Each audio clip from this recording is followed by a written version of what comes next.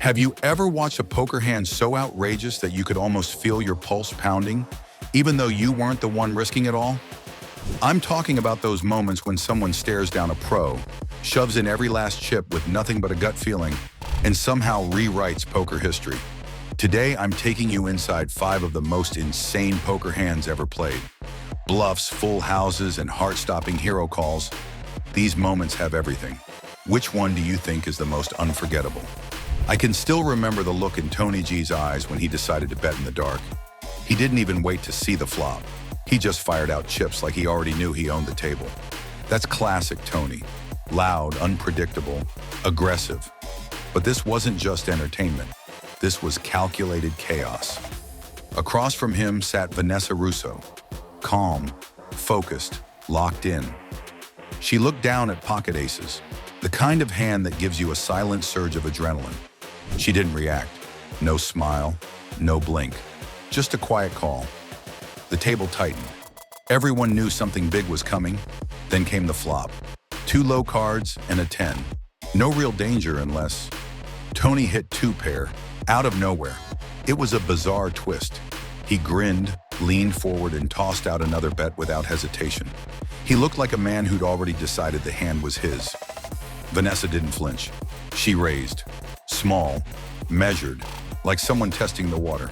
But Tony fired right back. Another raise. He was sending a message. I'm not going anywhere. That's when the turn fell. The ace from space. Vanessa had just turned the nuts. Top set. Now she was the one in control. But you wouldn't know it from her face. Ice cold. She paused, then just called, keeping the leash tight, letting Tony dig deeper. By now, the pot was massive. Tony looked down at his 2 pair, still convinced it was golden.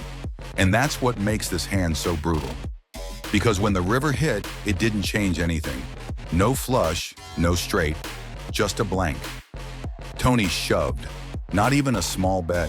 No finesse, just all in. And Vanessa? She didn't snap call. She didn't leap at the chance. She waited, let him sit in it, let the weight of the bluff collapse in real time. Then she called, quiet, unshaken, and turned over the aces. Tony looked stunned for half a second, then smiled like it didn't even matter. But it did, because this wasn't just a hand. It was a masterclass in patience, poise, and how to let your opponent self-destruct. Imagine sitting across from a professional poker player, your heart racing, knowing he's watching every twitch of your face. That was exactly where Miss Finland, Sarah Chafak, found herself. I still can't believe how fearless she was. Ronnie Barda opened with a bet, and even though she held nothing but ace high, she fired back with a raise, her expression ice cold. You could see Ronnie trying to figure her out. Was she really that strong, or was this just a show? The clock was ticking and every second felt heavier than the last. Then came the river. Total bricks for Sarah. No pair, no draw, just pure nerve. And instead of giving up, she slid out a massive bluff. I swear, time almost froze. Ronnie held trips, an absolute monster, but something about her made him hesitate. He burned through his time bank, searching for any sign that she was weak. And then, in one of the most shocking folds I've ever seen, he let it go. Can you imagine the rush she must have felt, knowing she just bluffed a pro off a hand like that? I've seen a lot of wild bluffs in poker, but this one was pure madness. Vanessa Selbst had just taken a brutal hit. You could see it on her face. Frustrated, tilted, and ready to make a statement. So when Prolak Friedman came at her with a re-raise, she didn't back down. She fired back with a 4-bet holding Jack-7 suited. That's not a premium hand, it's a statement. Then came the 5th raise, $35,000, and that should have been the end of it. But Vanessa wasn't done. She glanced at his stack, paused, and shoved all in for $106,000.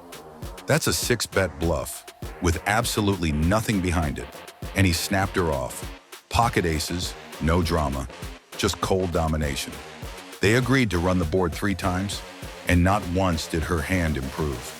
Every river card was like a slap in the face. Over $350,000, gone in under a minute. It wasn't just chips she lost, it was control. We've all made decisions we regret. But when you do it under the lights, with cameras rolling and the world watching, that one sticks with you. What do you do when your own confidence turns into a cliff and you're the one who just jumped? This hand started with tension and ended in total disbelief. Phil Hellmuth picked up 9-10 suited and flopped trip nines on a board that looked perfect for value. He bet strong, confident like always, and got action from Ernest Wiggins, an amateur known as the loose cannon. Now here's where it gets wild. Ernest had pocket kings. Against Phil's trips, that's a setup waiting to explode. They ended up getting it all in, and Phil was miles ahead. But then he did something classic Phil. He offered to run it 4 times, 4 separate turns and rivers, 4 chances for Ernest to survive. And somehow, Ernest won 3 of them, 3 out of 4, with just 2 outs in the deck. You could see Phil unraveling in real time.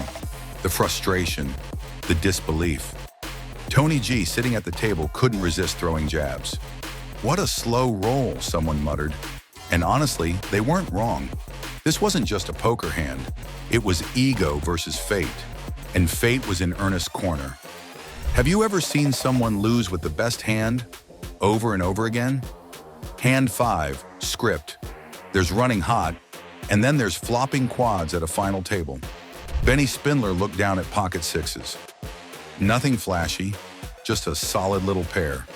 But when the flop hit, boom, 3 6s. He had 4 of a kind. The absolute nuts. Now here's the genius part. Most players would slow play a monster like that, but Benny, he raised immediately. It looked like a bluff, and that's exactly what he wanted. Sitting across from him was Gomez, holding pocket aces. He thought he was trapping Benny.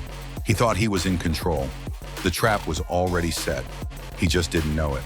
The turn came down and the pot ballooned. Benny kept firing.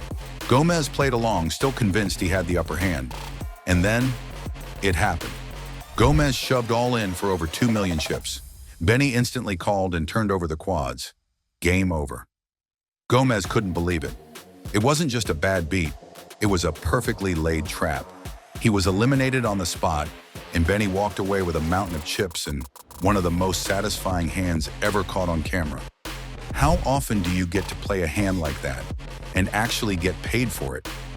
Poker isn't just a game of math or odds. It's a test of nerve, instinct, and timing. Whether it's Vanessa bluffing with Jack high, Miss Finland staring down a pro with nothing but confidence, or Benny Spindler springing the perfect trap, every hand you just saw told its own unforgettable story. These players didn't just play the cards, they played each other. And sometimes that's what separates a good hand from a legendary one. We've seen hero calls, heartbreak, and bluffs that defy logic. But here's the real question. Which of these hands would you call the most epic? Drop it in the comments. I want to know which moment made your jaw drop. And hey, if you've ever pulled off a crazy bluff or suffered a brutal bad beat, I want to hear that too. Let's talk poker legends, because sometimes the wildest hands don't even need a royal flush to make history.